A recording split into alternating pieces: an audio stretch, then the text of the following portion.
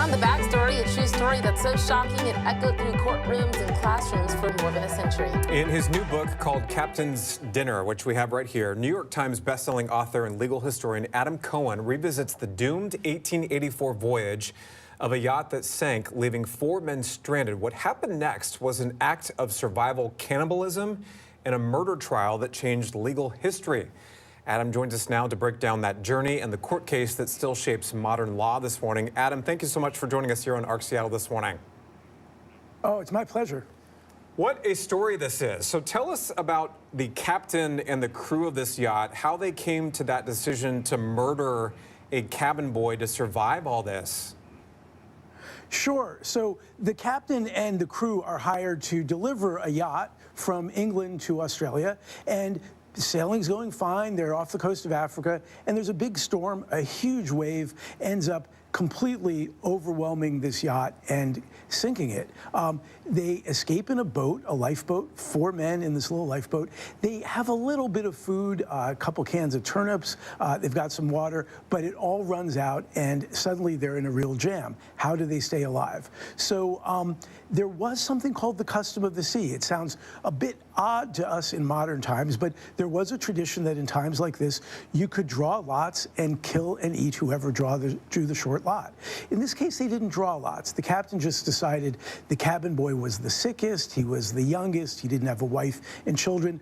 I'm going to kill the cabin boy and we'll eat him to stay alive. And that's what they did. They killed him and they ate him, and they were rescued a few days later, and it was the cabin boy's blood and flesh that kept them alive. Crazy. Wow. Yeah, talk more about that. 1884, when this incident took place, survival cannibalism was thought to be morally justified. You mentioned that this is what the crew did, and they thought that they would be recognized as heroes. Can you talk about what happened to change that outcome? Sure, yeah, this was a really established custom. It's hard for us to imagine, and we don't actually hear that much about it these days, but Edgar Allan Poe only wrote 1 novel in his life. In that novel, there is a drawing of lots at sea in order to kill and eat someone, which they do. Lord Byron, the great British poet, wrote a major poem in which there's the custom of the sea. It really was something people knew about and talked about back then, but times were changing. So they thought they were fine doing it because of this tradition. But by 1884, the Victorian reformers had really been changing England. They did it in many ways. They extended the right to vote to the middle class. They passed laws protecting factory workers, protecting women, protecting children, protecting animals against cruelty. The Victorian reformers are looking at every part of British society and looking at whether this is modern, whether this is up to the standards that they would want. They eventually look at the custom of the sea and cannibalism at the sea, and they decide, no, we don't want this anymore. And there was one other thing that was happening in Victorian England. They worshiped children. It was actually called the cult of the child. And think about books like Alice in Wonderland, which was written in the Victorian era, or Oliver Twist. They thought that children were these superior beings. They loved them. And one of the things that offended the Victorian reformers, including the Lord Chief Justice who decided this case, was this was a little lifeboat in which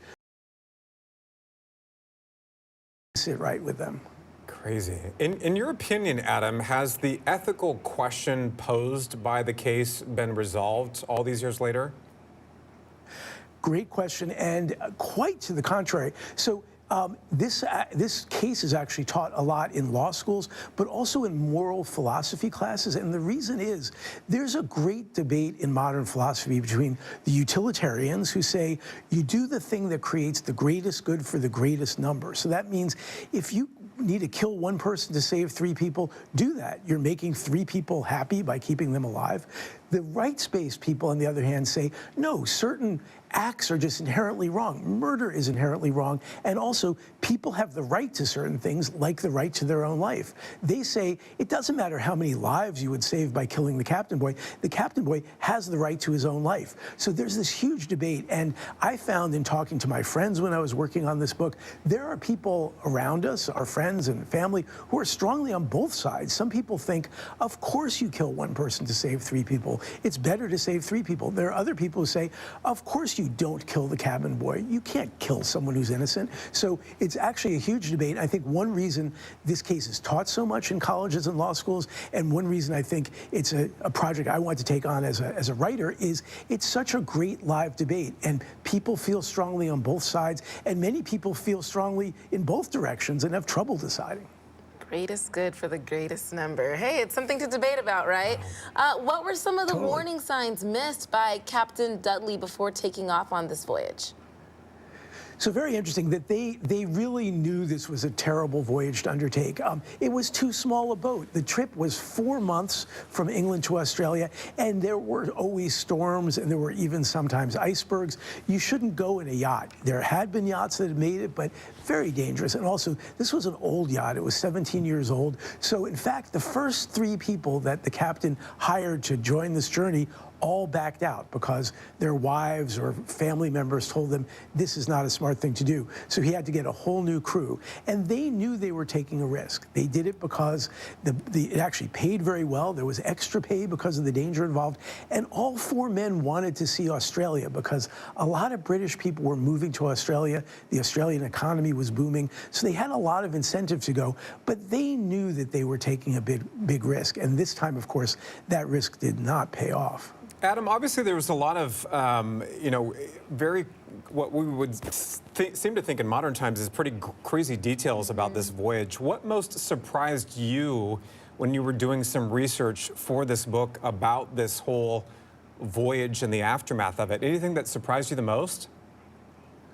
Well, there are many surprising things, and certainly I didn't know much about the custom of the sea, and that's just wild to those of us who don't know about it. But there's also one really interesting kind of lore about this case, which is the name Richard Parker. So the cabin boy was named Richard Parker.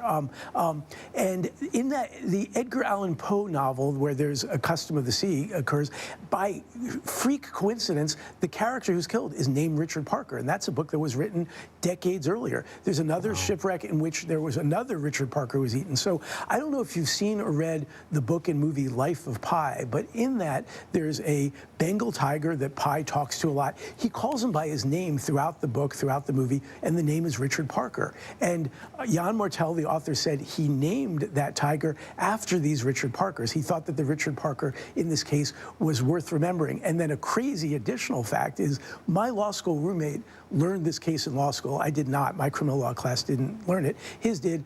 And at Harvard Law School, his law professor who taught him the case was named Richard Parker. So that's a lot of Richard Parkers. Wow.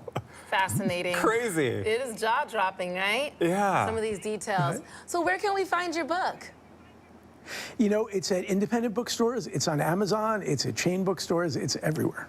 Adam, thank you. And I love that you mentioned Life of Pi, because the author of Life of Pi even had this quote on the front page for the cover of your book here that says, "A terrific and important story.